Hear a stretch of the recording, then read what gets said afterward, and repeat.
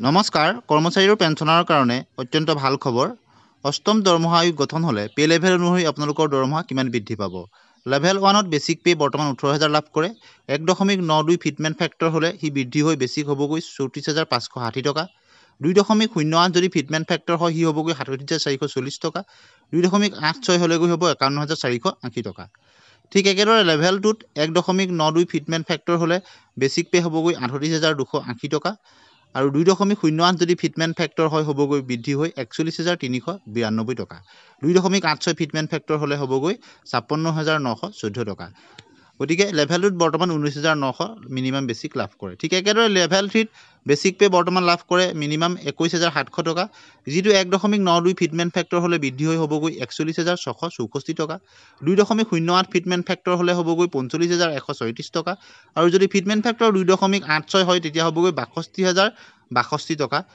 গতিকে যথেষ্ট বৃদ্ধি হ'ব ঠিক একেদৰে লেভেল 4ত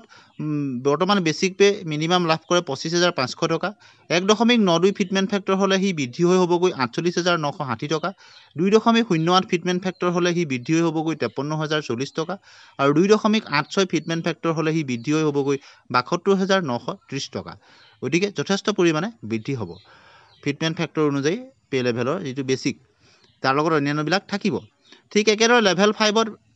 বৰ্তমান বেছিক লাভ কৰে 29200 টকা মিনিমাম 1.92 ফিটমেন্ট ফেক্টৰ যদি অষ্টম দৰমহা আয়োগত হয় তেতিয়াহ'লে বৃদ্ধি হৈ হ'বগৈ 56064 টকা 2.08 হ'লে বৃদ্ধি হৈ হ'বগৈ 60736 টকা আৰু 2.86 যদি ফিটমেন্ট ফেক্টৰ হয় তেতিয়াহ'লে 83512 টকালৈ বৃদ্ধি পাব অষ্টম দৰমহা আয়োগত ঠিক একেদৰে লেভেল 6ত বৰ্তমান বেছিক পে মিনিমাম 35400 টকা যদি অষ্টম দৰমহা আয়োগত 1.92 ফিটমেন্ট ফেক্টৰ হয় তেতিয়া হি বৃদ্ধি হৈ হ'বগৈ 67968 টকা আৰু 2.08 ফিটমেন্ট ফেক্টৰ যদি হয় তেতিয়া হি বৃদ্ধি হৈ হ'বগৈ 63632 টকা ঠিক একেদৰে 2.86 ফিটমেন্ট ফেক্টৰ যদি হয় তেতিয়াহ'লে 1,01,000 টকা লৈ বৃদ্ধি হ'ব ঠিক একেদৰে লেভেল 7ত 1.92 ফিটমেন্ট ফেক্টৰ হ'লে 86208 টকালৈ বৃদ্ধি পাব যদি 2.08 ফিটমেন্ট ফেক্টৰ হয় 93392 টকালৈ বৃদ্ধি পাব 2.86 ফিটমেন্ট ফেক্টৰ হ'লে 1,28,414 টকালৈ বৃদ্ধি হৈ যাব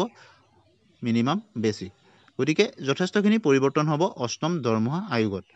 গতিকে নিৰ্ভৰ কৰিব কিমান ফিটমেন্ট ফেক্টৰ হয় লেভেল 8ত বৰ্তমান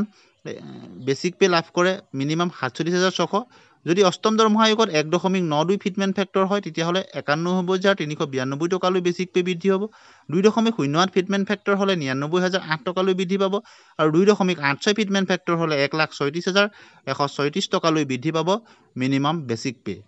গতিকে আপোনালোকে নিশ্চয় দেখিলে লেভেল 9ৰ ক্ষেত্ৰত 1.92 যদি ফিটমেন্ট ফেক্টৰ হয় অষ্টম বেতন আয়োগত তেতিয়া 1,01,952 টকালৈ বৃদ্ধি পাব 2.08 হ'লে 1,10,448 টকালৈ বৃদ্ধি পাব 2.86 যদি ফিটমেন্ট ফেক্টৰ অষ্টম দৰমহা আয়োগত হয় তেতিয়াহ'লে 1,51,866 টকালৈ বৃদ্ধি পাব বৰ্তমান 53100 টকা মিনিমাম বেছিক লাভ কৰে লেভেল 9ৰ কৰ্মচাৰীসকলে বেছিক